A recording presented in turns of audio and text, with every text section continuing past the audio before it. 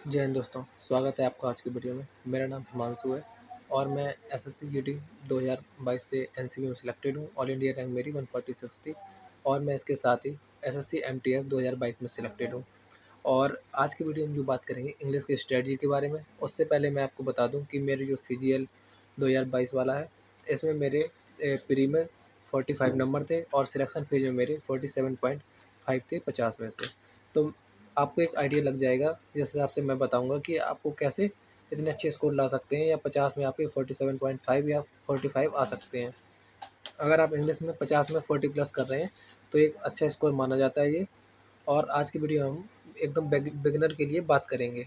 तो सबसे पहले हम इंग्लिश का वीडियो शुरू करने से पहले, अगर आप चैनल में नए हैं तो चैनल को सब्सक्राइब जरूर कर देना। और अगर आपने अभी तक टेलीग्राम चैनल को ज्वाइन नहीं किया है तो टेलीग्राम को ज्वाइन कर लेना। टेलीग्राम चैनल का नाम है हिमांशु एनसीबी और मैं उसका लिंक डिस्क्रिप्शन में डाल दूँगा। तो हम इंग्लिश को 3 भाग में बाँटेंगे। पहला होगा हमारा ग्रामर, दूसरा होगा वोकैब और तीसरा होगा कम्प्रिहेंशन। ठीक है? तो तीनों पार्ट्स का अलग-अलग अपना इम्पोर्टेंस है और अगर आपको इंग्लिश में अच्छे नंबर लाने हैं तो तीनों पार्ट आपके अच्छे होने चाहिए। तो अगर आपको वोकैब को अच्छा करना है, या वोकैब के मेरे क्वेश्चन कभी गलत नहीं होते हैं। अगर वोकैब 10 क्वेश्चन आए तो मेरे 10 के 10 ही सही होते हैं। और इसको आप एक चीज़ ज़रूर ध्यान रखना कि इंग्लिश टाइम टेकन प्रोसेस है।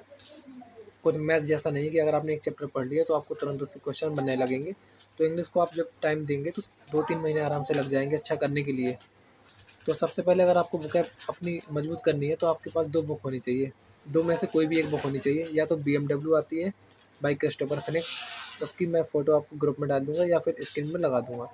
और दूसरी बुक है जो ब्लैक बुक, जो सबसे ज़्यादा पॉपुलर है, क्योंकि बीएमडब्ल्यू के बारे में उतना ज़्यादा लोगों को पता नहीं है। लेकिन मैंने बीएमडब्ल्यू से पढ़ा था और मेरी वोकैब कभी गलत नहीं होती है, इसलिए मैं आपको वो रिकमेंड कर रहा हूँ। बाकी ब्लैक बुक भी पूरी प्रीवियस ईयर बेस्ड है, वो भी बेस्ट बुक है।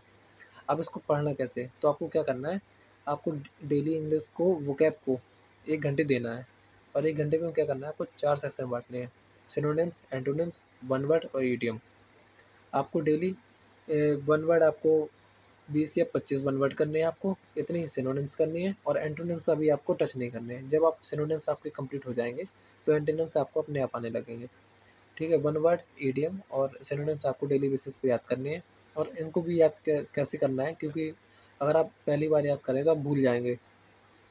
तो आपको क्या करना है, जैसे आपने आज 15 पढ़े और फिर हम अगले दिन आए, जब आप अगले दिन नए पढ़ेंगे तो आपको पुराने 15 रिवाइज़ करने। ऐसे ही आपको डेली करना है। भले ही आपको इसमें 1 घंटे ज़्यादा टाइम लगेगा या आधा घंटा ज़्यादा लगेगा, लेकिन आपकी सारी बुकें डेली रिवाइज़ होंगी तो आप अच्छे से याद कर पाओगे।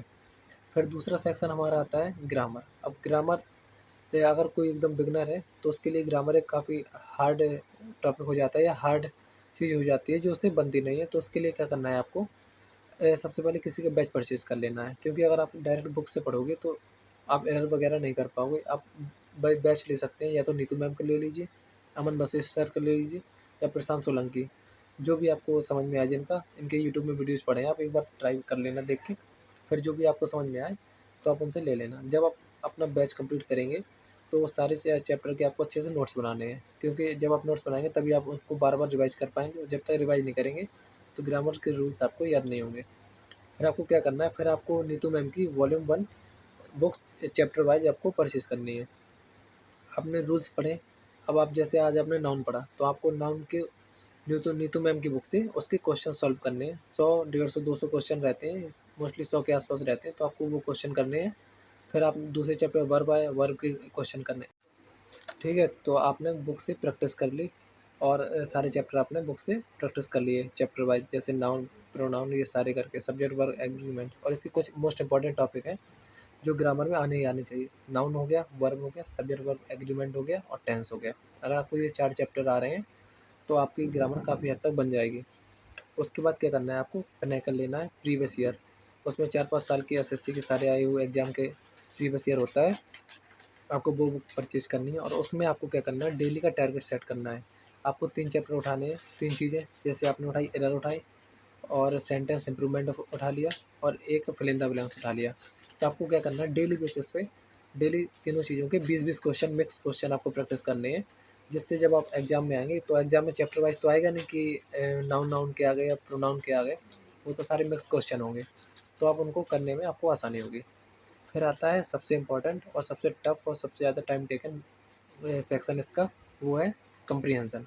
अब कंप्रीहेंशन को कैसे करना है आपको, अगर आप बिगनर हैं तो आप न्यूज़पेपर नहीं पढ़ पाएंगे, अगर पढ़ेंगे भी तो आप वोकैब लिखते ही रह जाएंगे, उसकी पूरी आपकी नोटबुक भर जाएगी, लेकिन आपको वोकैब याद नहीं होगी, ना तो आप उसका अर्थ निकाल पाएंगे।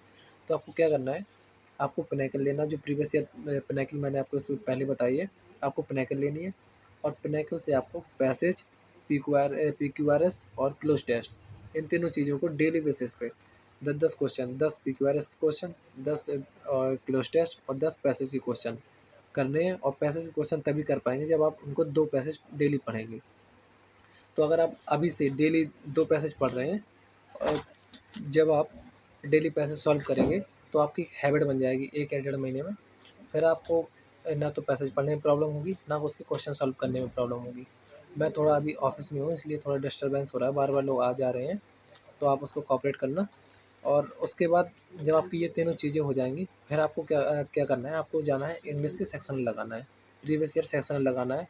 जिससे जो भी आपने रिवाइज़ किया है, वोकैब में रिवाइज़ किया है, ग्रामर में रिवाइज़ किया है, या ग्रामर में जो आपने प्रैक्टिस की है और कंप्रीहेंशन के लिए जो प्रैक्टिस करी है, वो आपको उधर पता चलेगा कि हाँ, मैंने रिलेवेंट पढ़ा है या इर्रेलेवेंट पढ़ा है।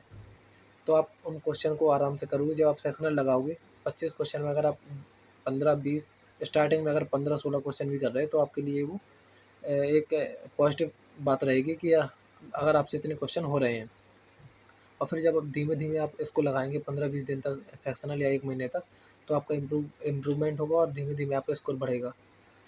और बस इंग्लिश में इतना ही करना है आपको। बस ये एक चीज़ याद रखना कि ये टाइम टेकन प्रोसेस है, एक दिन में इंग्लिश में कुछ नहीं होता है, 2-3 महीने आराम से लगेंगे। आराम से आप डेली इंग्लिश को 3-4 घंटे देना, 3 घंटे से कम आप दोगे तो आपके कोई ना कोई सेक्शन ज़रूर छूट जाएगा, इसलिए 3 घंटे आपको देना है डेली, और इंग्लिश आपकी कंप्लीट हो जाएगी। और जो भी आपको अगर प्रॉब्लम आए तो आप टेलीग्राम पे जॉइन कर लेना, उसमें हम लोग ऑडियो सेशन भी रखते हैं, और जो भी आपका डाउट हो फिर आप पूछना उसमें। तो आज की वीडियो में इतना ही था। Thank you.